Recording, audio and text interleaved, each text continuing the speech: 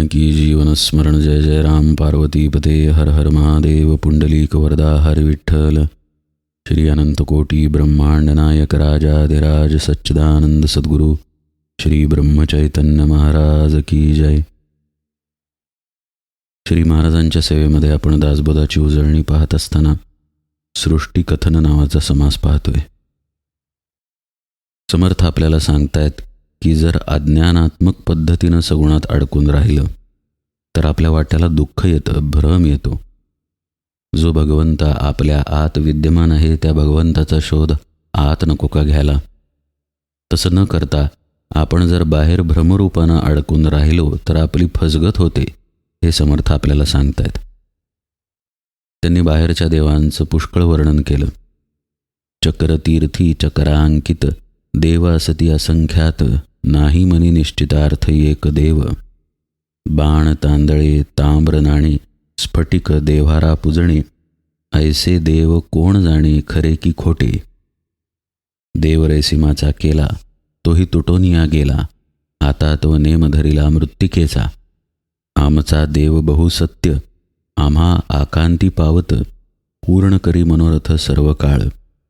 आता याचे सत्व गेले प्राप्त होते ते झाले, प्राप्त नवचे पालटिले ईश्वराचेनी। आपले कसे भ्रम असतात पहा। समर्थ आपल्याला वर्णन करून सांगतायत की चक्रांकित खुणा असलेले अनेक देव पडलेले आहेत।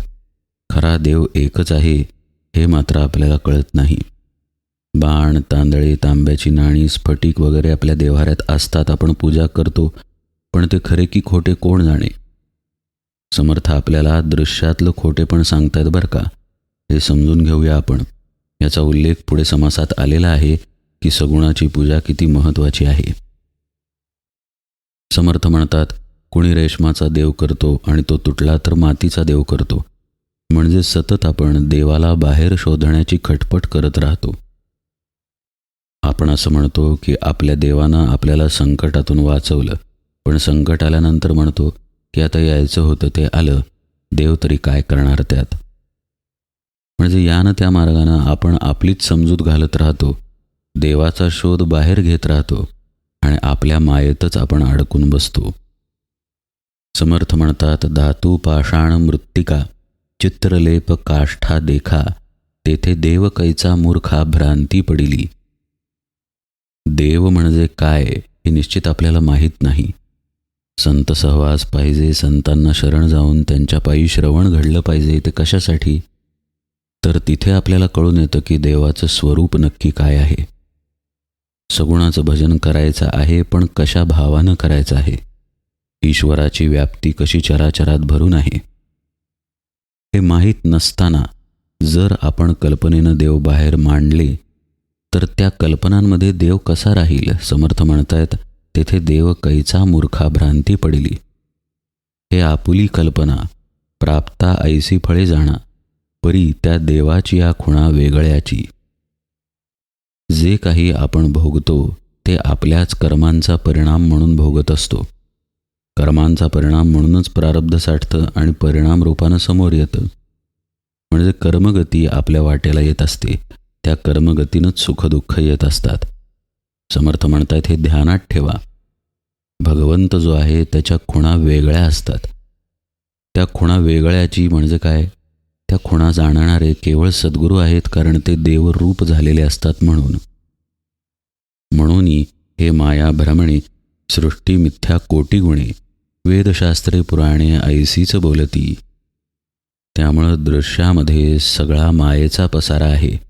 मग ती देवाची मूर्ती असेल, दगड असेल, झाड असेल, डोंगर असतील, नाहीतर आपला देह असेल किंवा आपलं मन असेल, सगळं काही दृश्यामध्ये येतं आणि हे मायेनंच व्याप्त आहे असं वेदशास्त्रांमध्येही सांगितलेलं आहे, पुराणांमध्येही आहे। समर्थ सांगतायत हे संत ओळखून असतात। म्हणजे त्या मायेमध्येच देव निर्माण करून तिथे देव शोधायला जाऊ नका, हे स्पष्ट समर्थांनी सांगितलंय। साधू संत महानुभाव त्यांचा ऐसाची अनुभव, पंचभूतातीत देव सृष्टी मिथ्या। जे जे पंचभूतात्मक आहे ते सगळं काही मिथ्या आहे। भगवंत या पंचमहाभूतांच्या पलीकडे राहतो। समर्थ म्हणतायत संत हे पुरेपूर ओळखून असतात, अनुभवानं ओळखून असतात. सृष्टीपूर्वी सृष्टी चालता, सृष्टी अवघी संहारता, शाश्वत देव तत्वता आदिअंती. जे आपल्या अनुभवाला येतं ते अस्तित्वात येण्याच्या आधी, ते अस्तित्वात असताना म्हणजे आपला अनुभव सुरू असताना आणि आपला अनुभव संपल्यानंतरही देव आहे तसा शाश्वत राहतो. त्याला काहीही फरक पडत नाही. म्हणजे हे समर्थ आत्म्याचं, परब्रह्माचंच वर्णन सांगतायत बरं का. ऐसा सर्वांचा निश्चयो, यदर्थी नाही संशयो, वितरेक आणि अन्वयो कल्पना रूप. आता गंमत अशी की अन्वय आणि व्यतिरेकानं भगवंताचा शोध घ्यावा असं विवरण पूर्वी समर्थांनी केलेलं आहे. पण इथं ते म्हणतायत अन्वय आणि व्यतिरेक हे दोन्हीही भ्रमरूप आहे. असं समर्थ का म्हणतात ते थोडं सूक्ष्मतेनं आपण पाहूया. समर्थ एका उंचीवरून इथं उपदेश करतायत. सर्व दृश्याला ते मिथ्या सांगतायत, म्हणजे त्यांना भगवंताच्या खऱ्या स्वरूपाला अधोरेखित करायचं आहे. मूर्तीमध्ये भगवंत नाही असं समर्थ सांगत नाही आहेत, पण तो भगवंत मूर्तीत कसा असेल असा विवेकाचा प्रश्न उपस्थित करतायत. मागच्या निरूपणात जसं आपण पाहिलं तसं त्यांनी राममंदिरं स्थापन केलीच, मारुतीची मंदिरेही स्थापन केली. आता जो चराचरामध्ये व्यापून आहे परमात्मा तो त्या मूर्तीत नसणार का? पण व्यापून असलेला परमात्मा बाहेर म्हणजे पंचभूतांमध्ये शोधणं, म्हणजे आपल्या देहबुद्धीनं शोधणं हे कितपत योग्य आहे असा प्रश्न ते करतायत. आपलं मन कुठून आलं, बुद्धी कुठून आली, आपला देह कुठून आला? हे सगळं तर मायेमध्ये आहे, पंचमहाभूतांमध्ये आहे. ज्या भगवंताला आपण शोधायला निघालेलो आहोत त्या भगवंताला त्याच महाभूतांमध्ये शोधणं मूर्खपणा आहे असं समर्थ म्हणतात. मुळात त्याला शोधायला जाणं इथे द्वैत नाही का आलं? जर आपणच ते आहोत तर त्याचा शोध घ्यायचा नसून आपण ते आहोत या जाणीवेपर्यंत पोहोचायचं आहे. आपल्या खोट्या जाणीवांना बाजूला टाकायला शिकायचं आहे. त्यासाठी जर सगुण भक्ती वापरली गेली नाही आणि आपल्या खोट्या जाणीवेतून आपण सगुण निर्माण करून तिथे भगवंताला शोधायला गेलो तर आपण फसणार. हे समर्थ आपल्याला सांगतायत. ऐसा सर्वांचा निश्चयो म्हणजे भगवंत असा आदी अंती एकच राहतो, शाश्वत राहतो, पंचमहाभूतांच्या पलीकडचा असतो, यात कोणालाही संशय नाही म्हणतात. आणि मग ते पुढं म्हणतात की अन्वय आणि व्यतिरेक हे सुद्धा भ्रमरूप आहे. अन्वयाचा सोपा अर्थ असा की ते ब्रह्म सर्वत्र व्यापून आहे अशा पद्धतीचा विचार म्हणजे अन्वय. आणि व्यतिरेक म्हणजे जे जे अनुभवाला येतं ते ते बाजूला करत करत उरलेल्या शाश्वत ब्रह्मापर्यंत पोचणं म्हणजे व्यतिरेक. वेद नेती नेती म्हणाले असं आपण ऐकलंय पहा. हे नेती नेती प्रत्येक अनुभवाच्या, प्रत्येक दृश्याच्या बाबतीत करत राहणं हा व्यतिरेक आहे.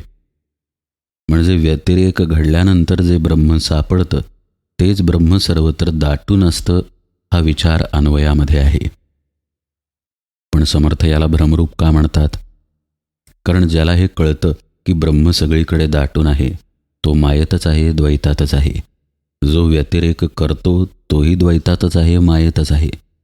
म्हणून म्हटलं की समर्थ इथे जो विषय सांगत आहेत तो एका उंचीवरून सांगत आहेत. केवळ ब्रह्मसत्य या उंचीवरून ते हा उपदेश करतायत. म्हणजे आपण मीपणानं जी काही खटपट करायला जाऊ त्या खटपटीनं भगवंत सापडत नाही. कल्पनेचा विस्तार इतका अफाट आहे की त्या कल्पनेमध्येच भगवंत आहे असं कल्पनाच आपण करतो आणि मग कल्पनेत सापडून जातो. पुढे समर्थांनी कल्पनेची यादी दिलेली आहे. यादी दिलेली आहे म्हणजे त्यांनी जवळजवळ 8 प्रकारच्या कल्पनासृष्टी सांगितलेल्या आहेत. त्या ओव्या आपण पाहूया. एके कल्पनेचे पोटी बोलजेती अष्टसृष्टी, तया सृष्टीची गोष्टी सावध ऐका. एकी कल्पनेची सृष्टी, दुजी शाब्दिक सृष्टी, तिजी प्रत्यक्ष सृष्टी जाणती सर्व, चौथी चित्रलेपसृष्टी, 5वी स्वप्नसृष्टी, 6वी गंधर्वसृष्टी, ज्वरसृष्टी 7वी, 8वी दृष्टिबंधन, ऐशा अष्टसृष्टी जाण, यामध्ये श्रेष्ठ कोण सत्य मानावी. सृष्टींचे प्रकार बघा.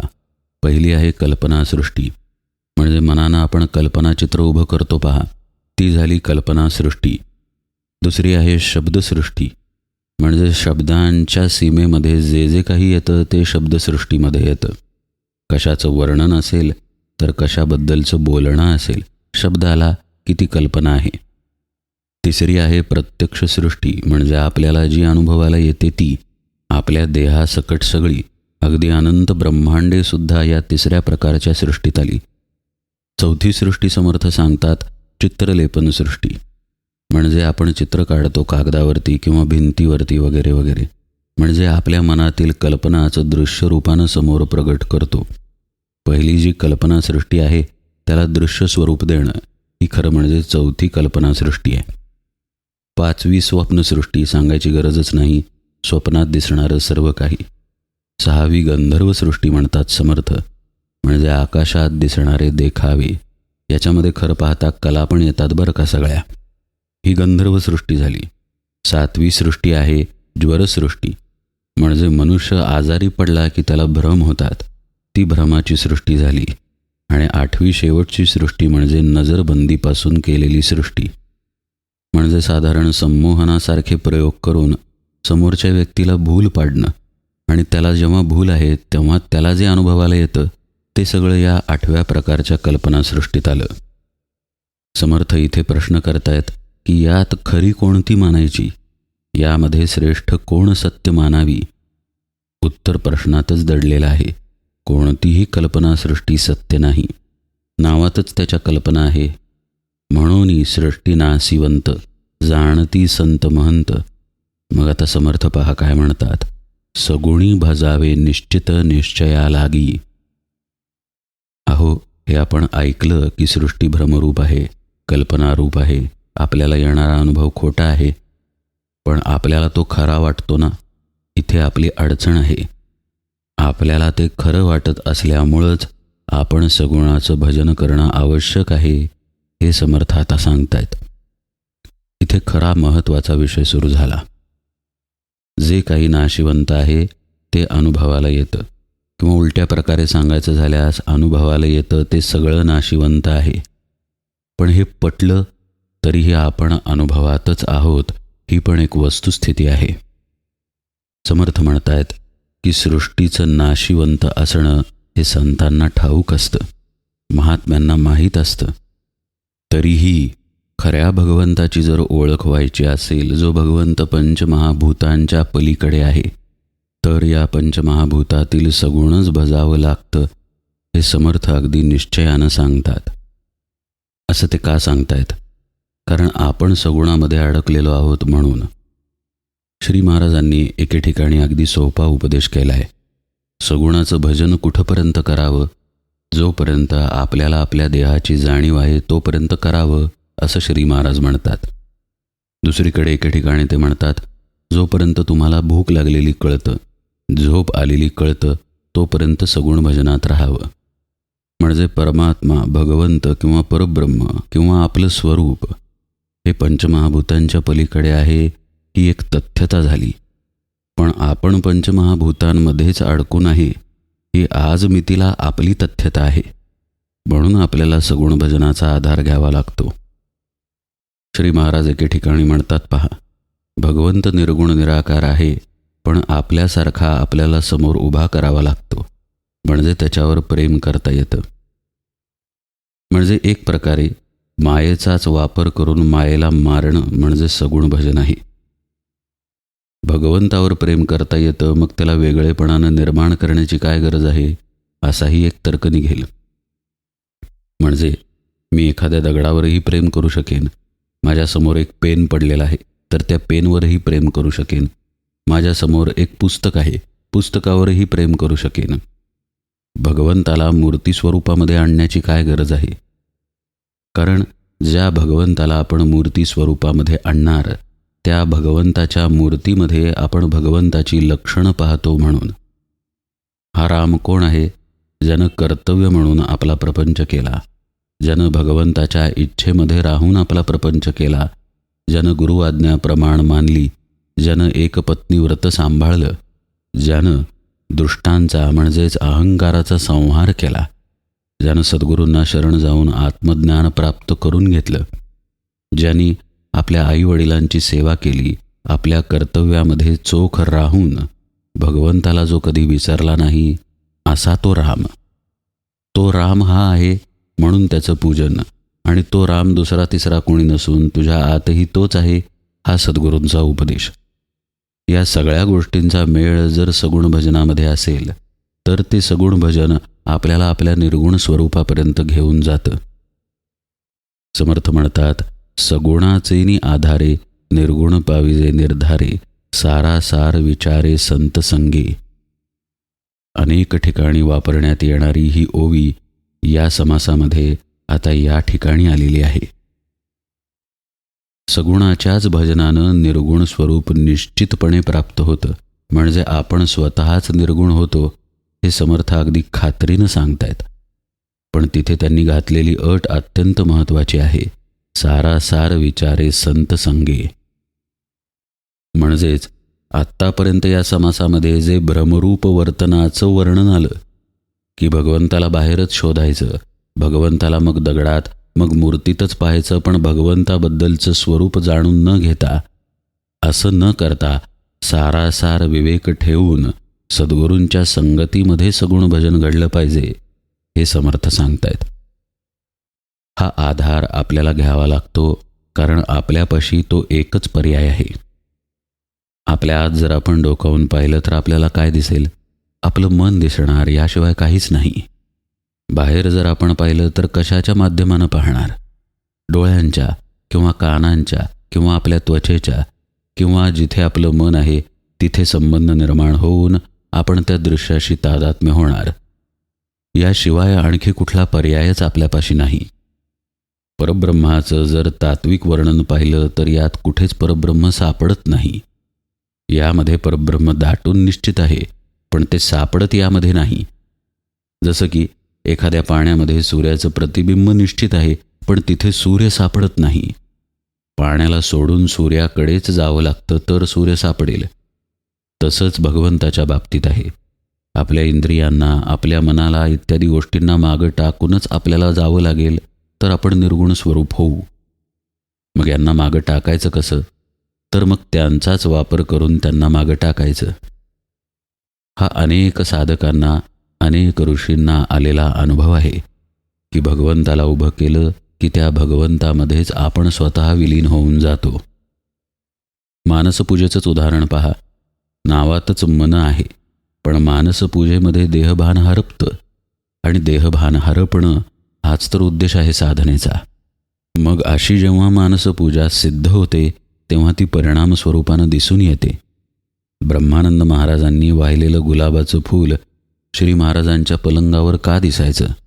कारण ब्रह्मानंद महाराजांचं मनच मानसपूजेत राहत नव्हतं, पण बसताना मात्र त्यांचा देह, त्यांचं मन त्या ठिकाणी होतं. तो देह बसतो मानसपूजेला, मानसपूजा सुरू होते मनानं, पण पूजन सुरू झाल्यानंतर ते मनच त्यात विरघळून जातं. मग पूजेमध्ये अर्पण केलेलं फूल प्रत्यक्ष स्वरूपानं श्री महाराजांच्या पायी आढळून येतं. इतकं सामर्थ्य मानसपूजेत आहे, सगुण पूजेमध्ये आहे. पहा, जो राम निर्गुण निराकार आहे त्या रामाला जेव्हा श्री महाराज स्थापन करतात आणि श्री महाराज जितक्या तीव्रतेनं त्याची भक्ती करतात त्या तीव्रतेनं मनुष्याचे गुण त्या राममूर्तीमध्ये प्रगट होतात. मग श्री महाराजांना दमा झाला तेव्हा त्या रामाच्या डोळ्यातून पाणी आलं. श्री महाराज नैमिषारण्यात निघाले तेव्हाही तो राम रडला. श्री महाराजांनी देह ठेवायच्या आधीही तो रडला. आता निर्गुण परब्रह्म रडेल का? पण मूर्ती रडली. हे घडू शकतं कारण सगुण पूजेमध्ये तितकं सामर्थ्य आहे म्हणून. म्हणजेच काय घडलं तर जो सगुण पूजा करत आहे तो स्वतःला तिथे विसरला आणि मग तिथे भगवंत प्रगट झाला. श्री महाराजांनीही याचं वर्णन केलेलं आहे. श्री महाराज म्हणतात, पूजा करणारा जेव्हा स्वतःला विसरेल तेव्हा मूर्तीमध्ये असं चैतन्य प्रगट झालेलं दिसून येतं. सांगलीच्या अगदी जवळ हरिपूर नावाचं गाव आहे. त्या गावी राधाबाई अक्का म्हणून एक थोर साध्वी होऊन गेल्या. श्री महाराज जेव्हा सद्गुरू शोधार्थ बाहेर पडले तेव्हा पहिल्यांदा जर ते कुठे गेले असतील तर ते इथे राधाबाई अक्कांकडे गेले. कृष्णमूर्ती राधाबाई अक्कांशी बोलत असे असा त्यांचा अधिकार होता. म्हणजे जे नंतर सगुण भक्तीनं प्रभू रामचंद्रांच्या बाबतीत गोंदवल्यात घडलं ते राधाबाई अक्कांच्या समोर कृष्णमूर्तीतून घडत होतं. अशा महान अधिकाराच्या राधाबाई अक्का त्यांनी श्री महाराजांना पुढे पाठवून दिलं. सांगायचा मुद्दा हा की सगुण भक्तीमध्ये निर्गुण करण्याचं सामर्थ्य आहे, म्हणून सगुण भक्तीचा आग्रह इथे समर्थ धरतात. पण त्याबरोबर ते मर्माची खूण सांगतात की तुम्ही ती भक्ती सद्गुरुपदिष्ट मार्गानं करा. सद्गुरूंना शरण जाऊन सगुण म्हणजे नक्की काय आहे आणि आपण कसे खोट्या सगुणात असतो हे समजून घ्या. आपण आपल्या भ्रमामुळं मग त्या सगुणाच्या ठिकाणी निर्गुणाचा बोध न ठेवता ते भजायला जातो आणि मग पंचमहाभूतांच्या अतीत असलेला परमात्मा आपल्यापासून दूरच राहतो. मायेचा आधार घ्यायचा आहे पण मायेला मारण्यासाठी, पण असं न करता आपण मायेचा आधार घेऊन मायेमध्येच बुडून जातो. असं न होण्यासाठी सद्गुरूंची तिथे नितांत आवश्यकता आहे. त्या सगुणामध्ये निर्गुण परब्रह्माला कसं पाहायचं आहे हे सद्गुरूंकडून शिकणं अत्यावश्यक आहे. म्हणजे इथे 3 गोष्टी प्रामुख्यानं समर्थ सांगतात. एक म्हणजे सगुणाची उपासना आणि ती उपासना सद्गुरूंकडनं घेणं आणि मग सद्गुरूंनी सांगितलेल्या विवेकामध्ये राहण्याचा अभ्यास करणं. सारासार विवेक जर सद्गुरूंनी दिला आणि मग आपण सगुणोपासनेत राहिलो तर निश्चितपणे सगुणातच आपण असूनही निर्गुण स्वरूपाला प्राप्त होतो. कारण आपलाच विसर तिथं आपल्याला पडतो. हा विसर पडल्यानंतर उरतं काय? एक आत्माच तर शिल्लक राहतो आणि तोच सार आहे हा विवेक विचार सद्गुरूंनी दिलेलाच असतो. अशा प्रकारे हे सगुण भजन आहे. पण इथे समर्थ हा विषय लगेच थांबवतात आणि म्हणतात, आता असो हे बहुत संत संगे कळे नेमस्त, येरवी चित्त दुश्चित संशयी पडे. आता हा विषय पुरे म्हणतात समर्थ. सद्गुरू असतील तरच या गोष्टी नीटपणे आपल्याला कळून येतील, नाहीतर आपलं चित्त दुश्चितच होत राहणार आहे हे समर्थांनी पुन्हा एकदा अधोरेखित केलं. त्यांनी हा विषय इथे थांबवला कारण पुढचाच समास सगुण भजनाचाच आहे, म्हणजे याच विषयाचा विस्तार पुढे येणार आहे. समर्थ आग्रह धरतायत की तुम्ही कुठल्याही परिस्थितीत सद्गुरूंची संगती करा. मग आता लगेच शिष्यानं प्रश्न उपस्थित केला. तव शिष्ये आक्षेपिले, सृष्टी मिथ्या ऐसे कळले, परी हे अवघे नाथिले तरी दिसते का? हेच दासबोधाचं अलौकिकत्व आहे. हा गुरु शिष्यांचा संवाद आहे. इथे प्रश्न विचारायला शिष्य कचरत नाही, उत्तर द्यायला तर सद्गुरू कचरत नाहीतच. स्पष्टपणे शिष्यानं प्रश्न केला की सृष्टी मिथ्या आहे हे निश्चितपणे कळलं, पण ती अवघी नाश होणारी सृष्टी, मिथ्या असलेली सृष्टी दिसते का? पुढे शिष्य म्हणतोय, दृश्य प्रत्यक्ष दिसते म्हणून सत्याची वाटते, यासी काय करावे ते सांगा स्वामी. तुम्ही म्हणताय दृश्य मिथ्या आहे, नाश पावणारं आहे, हे सगळं पटलं तरीही ते दिसतं का? आणि दिसतं तर ते मग सत्य वाटतं, तर याला आता काय करावं हे सद्गुरू तुम्ही सांगा. याचे प्रत्युत्तर भले पुढेले समासी बोलिले, श्रोता श्रवण केले पाहिजे पुढे. एवं सृष्टी मिथ्या जाण, जाणोनी रक्षावे सगुण, ऐसी हे अनुभवाची खूण अनुभवी जाणती. समर्थ म्हणतायत, तू जो प्रश्न उपस्थित केलेला आहेस त्याचं उत्तर पुढच्या समासामध्ये आहे. पण एवढं सांगून ते थांबत नाहीत. त्यांना जो उपदेश द्यायचा आहे तो पुन्हा एकदा ते अधोरेखित करतात की ही सृष्टी खरी नाही हे लक्षात घेऊनच सगुणाला भजलं पाहिजे, त्याचं रक्षण केलं पाहिजे. इथे लक्षात घ्यावं, सृष्टी खरी नाही असं म्हणणं किंवा हे ध्यानात ठेवणं म्हणजेच आत्माच तेवढा सत्य आहे हे ध्यानात ठेवून सगुणामध्ये राहणं. म्हणजे इथं काय केलं समर्थांनी, आपल्या आत्मस्वरूपाच्या अनुसंधानात राहूनच सगुण भजन आपल्याला करायचं आहे हेच त्यांनी सुचवलं. समर्थ म्हणतायत, याचा अनुभव ज्यांना आहे तेच हे जाणतात. एवढं सांगून त्यांनी या समासाचा शेवट केला. उजळणीमध्ये आता पुढचा 7वा समास सगुण भजन आपण यथावकाश पाहूया. आज निरूपण सेवेला इथेच विराम देतो. जानकी जीवन स्मरण जय जय राम.